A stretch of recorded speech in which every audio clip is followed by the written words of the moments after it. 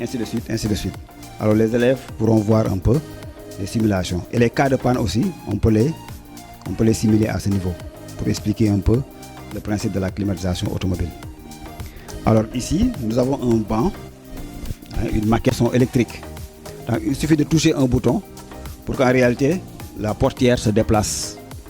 Et vous appuyez encore sur un autre bouton, la portière revient en position. Alors nous avons un peu des connexions et des moteurs électriques qui nous permettront un peu de faire des simulations et de pouvoir faire des contrôles, des interventions pour voir ce qui ne va pas ou pas et expliquer un peu aux apprenants.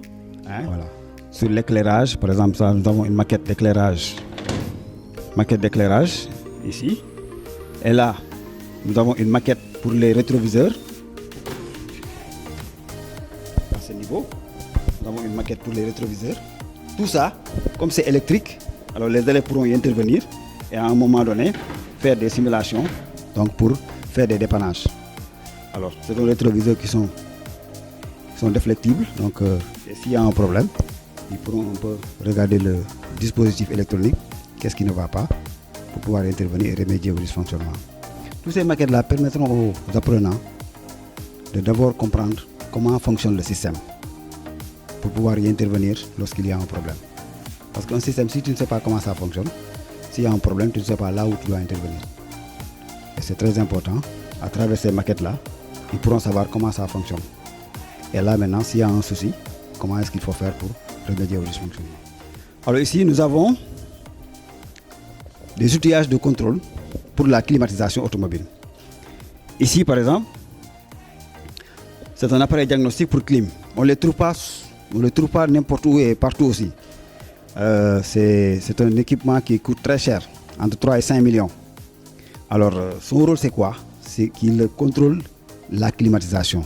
Il diagnostique le système de climatisation. Comme on a des appareils diagnostiques pour les véhicules, pour voir si le moteur s'il y a un problème. Celui-là aussi, il dira d'abord, il peut contrôler l'efficacité, il peut faire diagnostiquer le système. S'il y a un manque de fluide, il te le dira.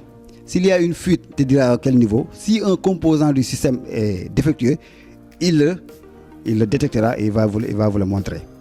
C'est un appareil diagnostique qu'on appelle ExoClim 3, qui coûte très cher et qui est très efficace, qu'on utilise ici. Les élèves peuvent manipuler ça.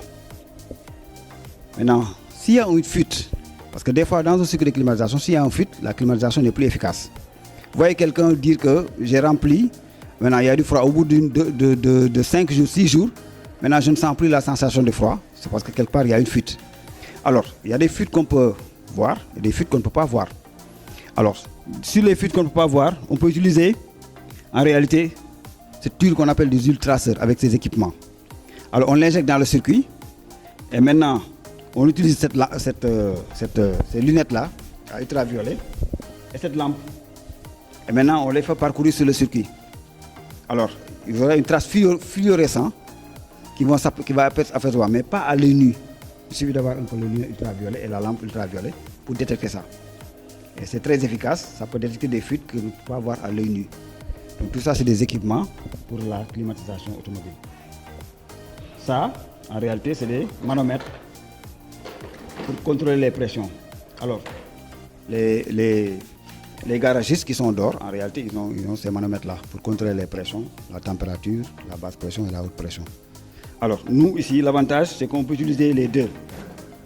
Alors, on apprend les élèves cette méthode, on apprend l'autre méthode aussi avec la station de climatisation, qui peut faire toutes les opérations de climatisation. Le tirage, vous récupérez un peu le fluide, pour récupérer l'huile. Ensuite, pour faire un tirage à vide, voir est-ce qu'il y a des fuites. Et après, remplir la quantité désirée et contrôler le système s'il n'y a pas de fuite. Donc il y a une machine qui est de l'autre côté qui peut faire tout ça. Donc on appelle une station de clim. À défaut, parce qu'il faut toujours faire une alternative, on utilise ces éléments-là pour expliquer aux apprenants, même si vous n'avez pas cette machine qui coûte cher, avec ces équipements, vous pouvez vous en sortir pour effectuer des opérations au niveau du système de climatisation. Mais encore une fois, notre cible, ce sont les entreprises. Ce ne sont pas les ateliers de la rue, mais ce sont les entreprises. Si une entreprise nous demande un apprenant, donc il faut que l'apprenant soit opérationnel. Et que ce qu'on trouve là-bas, qu'on puisse le trouver ici et on puisse le manipuler à ce niveau. Et c'est ce qui nous réussit, parce qu'à chaque fois que je parle sous le contrôle de M. Sam, chaque fois qu'on nous demande un apprenant, très rare de voir qu'après le stage, on le remercie. C'est à la suite au moins d'1 mois ou deux mois de stage, on le prend parce qu'il est opérationnel. Voilà, merci.